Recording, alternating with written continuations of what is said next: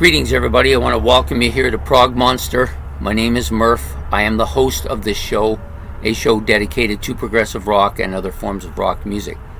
So we're here to start the mini-series that I've been planning now for about 3 weeks. I've been working on this one. Mostly I've been just doing a little bit and then having to stop. But yesterday I completed it and decided that it's time to start it. So this first episode will actually come out on Wednesday morning, tomorrow morning. So the title of this series will be The Music of Australia and Canada, the Commonwealth Brothers. So what does that mean? Well, really, for those people who don't know what the Commonwealth is, the Commonwealth is countries that were and still have allegiance to the United Kingdom. Canada and Australia are two of those countries. India, New Zealand, other Caribbean countries as well. But those are the two biggest ones anyways. To me, I've always thought of the Australians as being my brothers because we both have that same allegiance to the crown. We both have similar type setups in our country. And the music of both countries is very good. Now, my discovery of a lot of bands with Australia has only happened since I started on this show, and I've had a lot of Australians come on here and suggest stuff for me, which has been very helpful, I must add.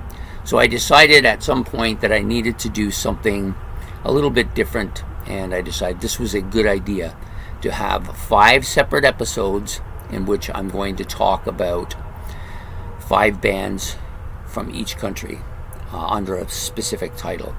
Today's title will be called The Big Guys, so it's not going to be a surprise who these 2 guys are going to be. Today we're going to be featuring an episode on both Canada's Rush and Australia's AC/DC. So on the surface, there doesn't appear to be much in common between these 2 bands.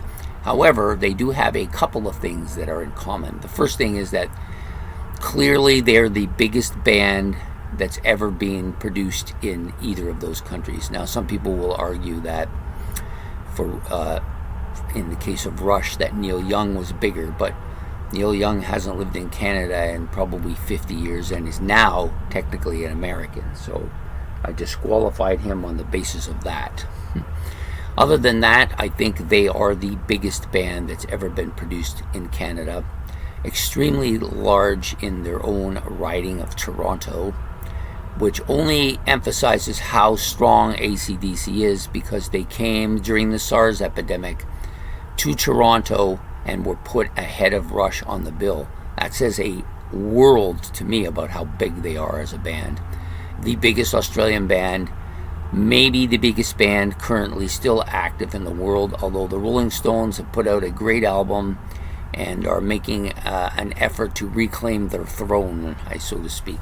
But to me, AC/DC currently is the largest band in the world and definitely have the albums and the number of fans to prove so.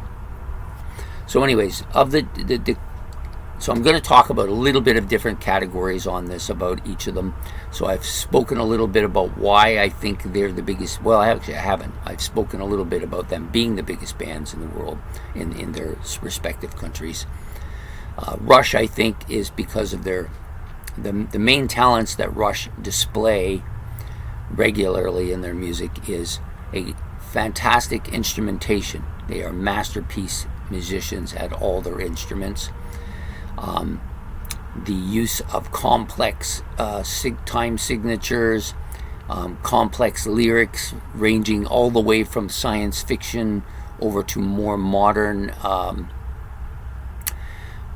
relevant stuff for today, taking on a lot of social and economic kind of songwriting. That's what Neil did. Their drummer was the primary writer of the group. The other thing about them that is notable is their music tends to be a lot more progressive in nature. As for AC/DC, this is a band that has written some of the best, if not the best, riffs in the history of rock. Some real catchy riffs here. And you've got a band that has such high energy, probably more than a lot of bands, are really good to see live. They exude energy from the stage, and always have, even in both eras of their music.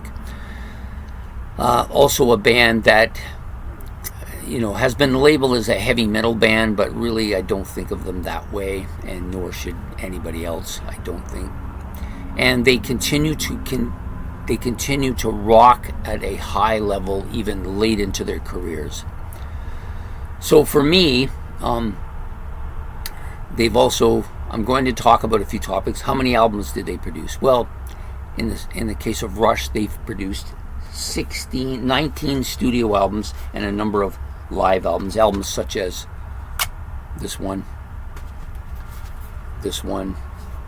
and a live album such as this one. AC/DC has produced 18 studio albums, including this one, and some live stuff, including this one as well. So they both have had pretty substantial careers, album-wise or CD-wise. Rush is known primarily, of course, for their progressive rock, hard rock, heavy metal, and in their synth pop kind of progressive era as well, and a little bit of that reggae sound that they took from Following the Police as well. Whereas AC/DC's been pretty consistent with their sound, at least in both eras of the band.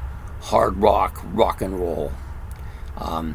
More rock and roll sounding in their original period with Bon Scott, and a lot more heavier with Brian Johnson on vocals in the later part of their career. The classic band, of course, for Rush is with Geddy Lee on bass, keyboards, and lead vocals. Alex Lifeson on guitars, and Neil Peart on drums and percussion, and doing the lyrics, of course. With AC/DC, it's Bon Scott on lead vocals initially, followed by Brian Johnson, who took over on the Back in Black album. You have Angus Young on playing most of the lead, if not all of the lead parts, and Malcolm Young being the great riff master and the rhythm guitar player. Cliff Williams on bass, and Phil Rudd on the drums. That is kind of the classic lineups of both AC/DC and Rush. I mean, AC/DC has had other members in the band, but to me that's the classic lineup. Their biggest albums to date, I think for Rush it's got to be this one. I have no arguments with this being considered their biggest album of all time. It's not one of my favorite albums, but definitely a strong contender to be. This is what put them on the map, so to speak.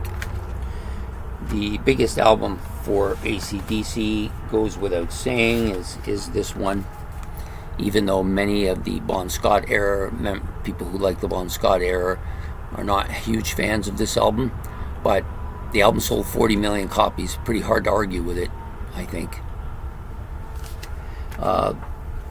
The current status of the bands, well, Rush is retired after the passing of Neil Peart. He died in 2020, almost at the just prior to the onset of COVID.